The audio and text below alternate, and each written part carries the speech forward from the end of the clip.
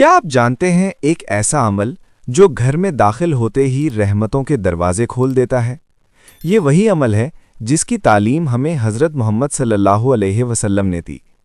अस्सलामु अलैकुम वरहमतुल्लाहि वबरकातुहू। बिस्मिल्लाहिर्रहमानिर्रहीम।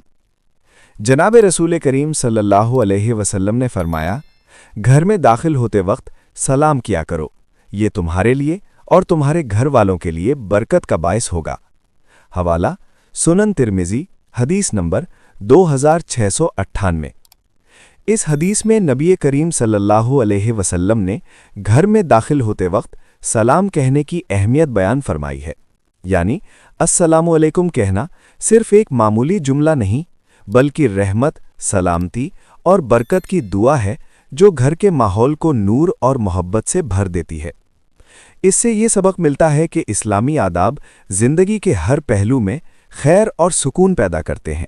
मिसाल के तौर पर, अगर कोई शख्स घर में दाखिल होते वक्त बुलंद आवाज़ से सलाम कहे तो घर वालों के दिलों में खुशी, अपनायत और सुकून पैदा होता है और शैतानी असरात दूर होते हैं। ये हदीस हमें ये यकीन दिलाती है कि छोटे छोटे मसनून अमाल भी बड़े असरात रखते हैं और सलाम कहना घरों में बरकत लाने का आसान ज़रिया है।